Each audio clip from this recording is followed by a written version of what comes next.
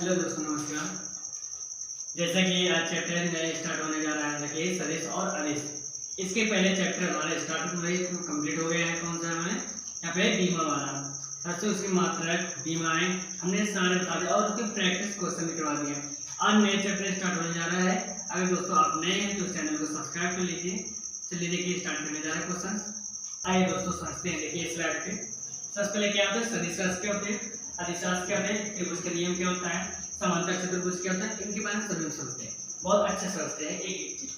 कह रहे सदिश राशि क्या है, कह रहे वैसी भौतिक राशि जिसमें दिशा और परिणाम दोनों हो सकते हैं। ये दोनों हो सदिश राशि।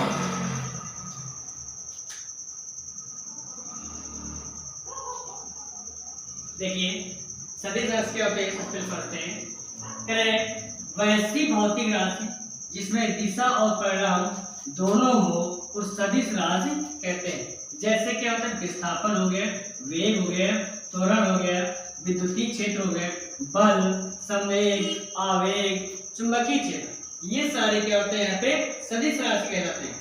अब आइए अदिश राशि क्या होती है, वैसी भौतिक राशि जिसमें केवल परिणाम हो, दिशा नहीं, वो दिशा नहीं, वो क्या है अदिश राशि है। मतलब केवल क्या उसमें दिशा बनो और परिणाम मतलब यहाँ पे ना हो, वो क्या नाम से आए यहाँ पे अदिश राशि होती है। जैसे यहाँ पे द्रव्यमान, कार्य, ऊर्जा, शक्ति, क्षेत्रफल, घनत्व, चाल, दाब, आयतन और दूरी, इसी तरह समय, विभव, ताप, धारा, ये सारी क्या होती है हमारी, ये सब की अदिश राशि होती है। कौन सी अदिश राशि।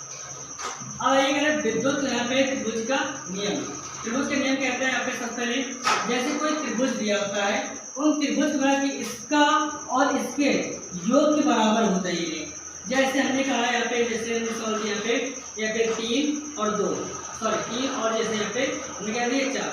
तो जब इनका पाइथागोरस प्रमेय निकालेंगे तो 3, 4 और ये क्या हमने 5 कैसे निकालते हैं जरा देखिए यहाँ पे। तो हमने क्या किया, इन दोनों का योग कर लीजिए, इन दोनों। तो हमने सीखा होगा स्कूल में, तो 3 के स्क्वायर कितना होता है पे 9 प्लस 4 के स्क्वायर कितना होता है 16। तो 16 में कितना होता है 25। अब 25 क्या है दोस्तों 5 आ जाएगा। इसी प्रकार इसको निकाला जाता है। आगे देखिए मैं इसको बताऊँ कैसे निकालना है। एक मिनट आगे देखिए, क्या समांतर चतुर्भुज क्या होता है, यदि कोई दो सदिश ए और बी एक दूसरे से थीटा कोण पर हो तो उसके परिणामी का परिणाम होगा, मतलब जो उसका योग होगा उसके योग के बराबर होगा। जैसे यहाँ पे r बराबर होता है यहाँ पे a square plus b square plus यहाँ पे 2ab cos थीटा। अगर दोस्तों यहाँ पे अगर थीटा मतलब कि अगर चलिए 90, अगर थीटा की वैल्यू क्या होगी यहाँ पे 90 हो जाएगी, तो हमेशा यहाँ पे ध्यान देना। पहले हम चलो इसको आगे बताते हैं जगह स्लाइड में। अब क्या है यहाँ पे वेक्टर a प्लस b, तो क्या under root a square plus b square plus क्या पे 2ab cos थीटा होगा। अगर यहाँ पे a माइनस b बराबर क्या होता है यहाँ पे बराबर मतलब कि under root a square plus b square minus क्या 2ab cos थीटा। अगर थीटा की वैल्यू क्या है a प्लस a तथा b के बीच का कोण, बस जो हमारा थीटा है a मतलब कि a और b कि जो बीच का कोण होगा वही हमारा क्या होता है थीटा कहलाता है।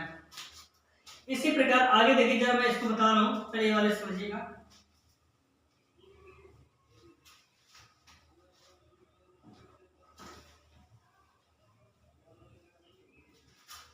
देखिए मान लीजिए कोई त्रिभुज दिया है ये, अगर मैंने कहा इसको ये 3 है ये 4 है, ये क्या है मतलब कि इसको हमें निकालना है।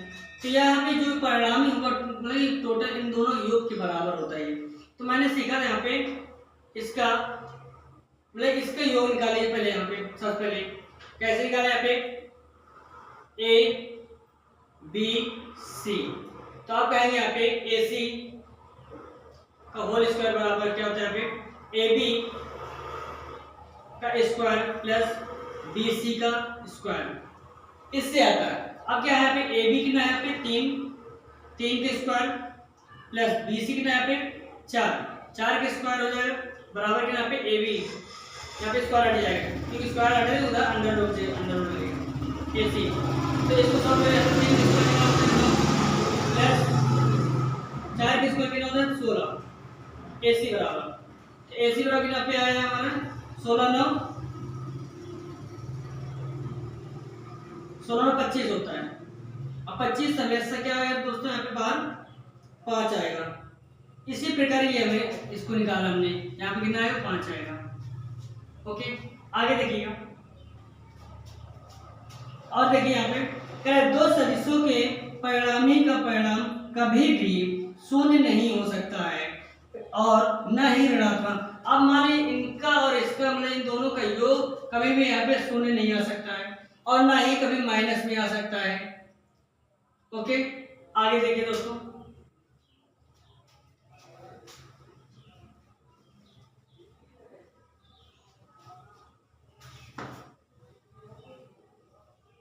देखिए दोस्तों, इस स्लाइड पे सवाल है, इसको कैसे करना है देखिए, बहुत आसान। कह रहे यदि किसी वस्तु पर पूर्व की दिशा में 3 न्यूटन का बल लगता है। अब मानिए पूर्व की दिशा पे तो पूरा मेरा युग क्या है पे, सबसे पहले पूर्व ये है मेरा, इसमें क्या यहाँ पे 3 न्यूटन का बल लगता है। कह रहे तथा उत्तर की दिशा में 4 न्यूटन। अब उत्तर कहाँ पे, ऊपर का होता है ये, तो इसमें कितना यहाँ पे 4 न्यूटन का बल लगता है। कितना 4 न्यूटन का बल लगता है। तो कह रहे तो परिणामी बल क्या होगा। अब दोस्तों देखो ये हमारा क्या होता है, थीटा कौन बनाता है, नहीं बनाता है, जब थीटा बनाता है तो मान लीजिए यहाँ पे क्या है, जो हर बल दिया है, मान लीजिए ए कितना दिया यहाँ पे 4, बी कितना दे दिया यहाँ पे 3, थीटा की वैल्यू कितना दे दी यहाँ पे 3, थीटा कितना दिया यहाँ पे 90 डिग्री। दोस्तों यहाँ पे इसकी परिणामी बल पूछा गया है यहाँ पे r। तो मैंने सिखाया था कि r बराबर क्या होता है, यहाँ पे अंडर रूट यहाँ पे a square plus b square plus 2ab cos theta. दोस्तों अगर हमें यहाँ पे जो थीटा की वैल्यू यहाँ पे अगर cos की जगह रख दो यहाँ पे cos, तो r बराबर क्या पे आएगा अंडर रूट यहाँ पे a square plus b square plus क्या पे 2ab यहाँ पे cos 90। तो r बराबर क्या पे आएगा यहाँ पे a square plus b square plus क्या पे 2ab cos 90 मान हमेशा होता है 0। क्या होता है पे 0, तो क्या पे यहाँ पे आ जाएगा, तो r बराबर क्या हो जाएगा पे a square plus b square plus यहाँ पे क्या 0, और 0 किसी मान होता तो कोई दिक्कत नहीं। यहाँ क्या होगा, इतना आएगा इसका, ये 0 भाई इतना तो पूरा 0 हो जाएगा, 0 कोई बचेगा नहीं, या a square plus b square बचेगा। अब यहाँ से देखो a का मान कितना, ये b का मान ये, इसमें रख दीजिए, तो r बराबर यहाँ पे आएगा तो 4 का स्क्वायर, 4 स्क्वायर प्लस यहाँ पे 3 का स्क्वायर, तो क्या होगा फिर r बराबर कितना पे 4 का स्क्वायर कितना होता है 16 प्लस 3 का स्क्वायर कितना होता है 9। तो यहाँ पे क्या होगा r बराबर कितना पे 16 9 25 तो क्या आ जाएगा दोस्तों, यहाँ पे r आ जाएगा। ये मेरा आपका आंसर है। ऐसे सवालों को सॉल्व किया जाएगा।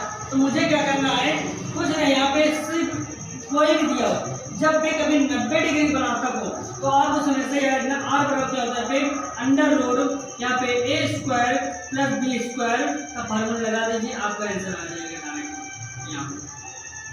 ओके, अगला क्वेश्चन देखिएगा। देखिए दोस्तों ये स्लाइड है, इसको कैसे करना कि सर ये कहे दो सदिशों का परिणाम समान हो तथा उसके परिणामी का परिणाम भी सदिश के समान हो तो कह रहा है तो उनके बीच का कोण क्या होगा। मतलब ये कह रहा है कि इसके जो जितने भी वेक्टर मतलब दिया है, जो सदिश दिया है, ये सारे क्या समान हो। जैसे मतलब यहाँ पे a बराबर, b बराबर, यहाँ पे r बराबर और यहाँ पे x सबके बराबर हो, इतना बस है, a भी बराबर हो, b बराबर हो, r भी बराबर हो। तो मुझे क्या करना है, सबसे पहले यहाँ पे सबसे पहले हमें मालूम है कि r बराबर r स्क्वायर बराबर होता है यहाँ पे a square plus b square plus क्या पे 2ab cos थीटा। ये दोस्तों होता है, मैंने सिखाया। अब यहाँ सबकी वैल्यू रख दो, यहाँ पे x स्क्वायर हो जाएगा क्योंकि सारे बराबर है। a स्क्वायर बराबर यहाँ पे x square plus x square plus यहाँ पे 2 यहाँ पे x इंटू एक्स, तो क्या वहाँ पे आएगा एक्स स्क्वायर आ जाएगा, cos थीटा आ जाएगा। अब ध्यान दो यहाँ पे क्या होगा, एक्स स्क्वायर हो जाएगा बराबर x और x क्या वहाँ पे 2x स्क्वायर प्लस यहाँ पे क्या आएगा 2x स्क्वायर और यहाँ पे cos थीटा। अब क्या करना है, तो इसको हम इधर ले आते हैं, इसको इधर ले आते हैं, तो क्या हो जाएगा यहाँ पे एक्स स्क्वायर माइनस यहाँ पे 2x स्क्वायर बराबर यहाँ पे 2x स्क्वायर cos थीटा। दोस्तों अब ये घर जाएगा तो क्या माइनस का एक्स स्क्वायर बचेगा बराबर क्या बचेगा यहाँ पे 2x स्क्वायर बराबर cos थीटा।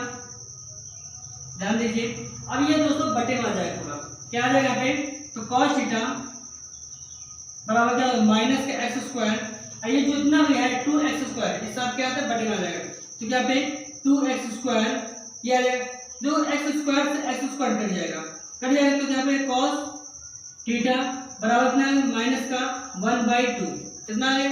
अब ये 1/2 किसका मान होता है, cos 120 का होता है, मतलब यहाँ पे cos एक मिनट यहाँ पे 120, तो cos थीटा बराबर कितना यहाँ पे cos 120 मतलब 120।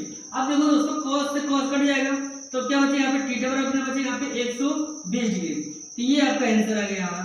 तो जब भी कभी मतलब कि तीनों परिणाम क्या होंगे बराबर होंगे तो इसका मतलब कि थीटा की वैल्यू क्या पे आएगी यहाँ पे मतलब कि 180 है, सॉरी ताकि ना भी आएगी तो मतलब कि तीनों बराबर होंगे तो 120 डिग्री आएगा, तो यहाँ पे थीटा क्या होती है 120 डिग्री आएगा दोस्तों, ये आपका आंसर। आगे देखिएगा, देखिए दोस्तों इस स्लाइड पे सब कह रहा है यदि vector a plus vector b बराबर vector a minus vector b हो तो a तथा b के बीच का कोण क्या होगा। अब दोस्तों यहाँ पे क्या निकालना है, vector a plus b vector a minus b के बीच हमें क्या निकालना है, कोण निकालना है। तो मुझे मालूम है वेक्टर a प्लस b तो क्या होता है यहाँ पे इसका जो दिया गया है, देखिए तो सबसे पहले यहाँ पे वेक्टर a मतलब a square plus b square plus यहाँ पे 2ab cos थीटा ये दे दिए दोस्तों। इसी प्रकार इसका जो दिया गया है हमेशा क्या होता है a square plus b square minus का 2ab cos थीटा। बस है दोस्तों ab से a से ये कट जाएगा, b से b कट जाएगा, क्या बचेगा यहाँ पे 2ab cos थीटा बराबर इधर क्या बचेगा माइनस का 2ab cos थीटा। बस है। अगर एक तरीके से ध्यान दो, सबसे पहले हम क्या करें, यहाँ पे मान लीजिए एक तरीके से जीरो है, क्लियर, तो जीरो तो इधर आ जाए जुड़ जाएगा मतलब यहाँ पे 2ab cos theta 2ab cos theta, तो क्या हो जाएगा यहाँ पे मतलब क्या है 4ab cos थीटा बराबर क्या बचेगा जीरो। भाई अगर यहाँ मान लीजिए जीरो है तो इसको प्लस का है तो इधर आ जाएगा माइनस का हो जाएगा, तो इधर माइनस का है इधर प्लस का तो जुड़ जाएगा, तो कितना 4ab cos थीटा होगा बराबर क्या बचेगा जीरो। अब ये जितना 4ab पूरा बटन चला जाएगा तो यहाँ पे क्या होगा cos थीटा बराबर कितना पे आएगा 0/4ab इतना बचा। अब ये मैंने पूरा जीरो तो लिखा है, मतलब cos थीटा बराबर कितना पे 0, क्योंकि 0/कोई भी अंक होता है तो हमेशा उसका मान क्या होता है 0 होता है, तो यहाँ पे ये cos मतलब कि 0 किसका मान होता है, पे cos 90 होता है, cos थीटा बराबर यहाँ पे cos 90 और यहाँ पे cos से cos कट जाएगा तो क्या बचेगा यहाँ पे थीटा बराबर कितना होगा दोस्तों यहाँ पे 90 डिग्री। तो मैं कह सकता हूँ यहाँ पे vector a plus b vector a minus b के इन दोनों के बीच का कोण हमेशा क्या होता है 90 डिग्री होता है, क्लियर। आगे देखिए दोस्तों इसी प्रकार क्वेश्चन, ये सारे क्वेश्चन पूछे जाते हैं एग्जाम में आते हैं। चलिए दोस्तों देखिए कह रहे समकोणीय एकांक सदिश क्या होती है, कह रहे भौतिक में x को i से वेक्टर i से डिनोट करते हैं, बस तथा यहाँ पे वेक्टर i से तथा y को वेक्टर j से तथा यहाँ पे z को वेक्टर k से मतलब यहाँ पे निरूपित किया जाता है। अब जैसे मान लीजिए यहाँ पे दे दिया है, अब मुझे क्या करना है, सबसे पहले इसको सॉल्व कैसे करेंगे, इस प्रकार क्वेश्चन आ जाएगा। मान लीजिए कोई भी वेक्टर आ जाएगा, अब मैं कह दूं यहाँ पे जो भी दिया है, मान लीजिए हमने दे दिया a बराबर यहाँ पे हमने 7 3 मतलब यहाँ पे vector 3 plus 4j plus 5k इस प्रकार हमने दे दिया है क्वेश्चन। तो यहाँ पे अब कह सकते हो यहाँ पे कि एक मतलब यहाँ पे सबसे पहले x ये है, y ये, z ये है। बस ही मैं कह दूं यहाँ पे x अक्ष का परिणाम क्या होगा दोस्तों, यहाँ पे 3, क्योंकि ये x अक्ष है, ये y अक्ष है, ये z अक्ष है। इसी प्रकार मैं कह दूं यहाँ पे y अक्ष का परिणाम कितना है यहाँ पे 4। इसी प्रकार हमने कहा z अक्ष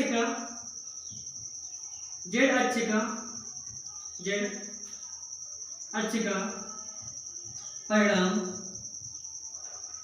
कितना है यहाँ पे 5 है। बस में अगर मैं इतना कह दूं तो मैंने कहा वेक्टर ए का परिणाम क्या होगा, किसका, वेक्टर ए का। तो वेक्टर ए का परिणाम अगर मैं निकालूंगा यहाँ पे तो आप कह सकते हैं यहाँ पे सर, यहाँ पे x का स्क्वायर प्लस y का स्क्वायर प्लस z का स्क्वायर। तो यहाँ पे ए वेक्टर ए बराबर क्या होगा, यहाँ पे इनका सब का मतलब स्क्वायर करें यहाँ पे, जैसे यहाँ पे 3 का स्क्वायर प्लस 4 का स्क्वायर प्लस यहाँ पे 5 का स्क्वायर, इस प्रकार। तो आपका है कि यहाँ पे वेक्टर ए बराबर कितना होगा, यहाँ पे इनका यहाँ पे 3 को 9 होता है प्लस 4 का 16 होता है प्लस 5 का 25 होता है। तो वेक्टर ए बराबर कितना पे आएगा, देखिए 16 में 25 और 25 कितना होता है 50 दोस्तों, ये 50 आ जाएगा। अब 50 इसको क्या करोगे यहाँ पे ए बराबर कितना पे आएगा, यहाँ पे 5 अंडर रूट यहाँ पे 2 ये आएगा, मतलब ए का कितना वेक्टर ए का परिणाम माना जाएगा दोस्तों। इसी प्रकार अगर मैं पूछ लूँ वेक्टर बी का बताइएगा, तो वेक्टर बी का देख लीजिए कैसे निकालना है, वो भी वेक्टर सेम ऐसे निकालना है जैसे वेक्टर ए निकाला हमने, वैसे वेक्टर बी भी निकालना है। देखिए अब मैंने कहा वेक्टर बी निकालना है, जैसे हमने कहा यहाँ पे 5 वेक्टर जे प्लस 3 वेक्टर जे के वेक्टर आई प्लस यहाँ पे 3 वेक्टर जे प्लस 2 वेक्टर के, ये आ गए हमने। अब इसको हमें क्या निकालना है, सबसे पहले इसका परिणाम निकाल लीजिए। इसका मतलब कि जो परिणाम क्या होता है, परिणाम इस प्रकार निकालेंगे, इसका भी इसी प्रकार सेम लगा लेंगे ऐसा। जैसे हमने कहा यहाँ पे x अक्ष का परिणाम क्या होगा, यहाँ पे x अक्ष क्या होगा, यहाँ पे ये 5 हो गया। y अक्ष क्या होगा, यहाँ पे y अक्ष का परिणाम कितना, यहाँ पे 3। इसी प्रकार z अक्ष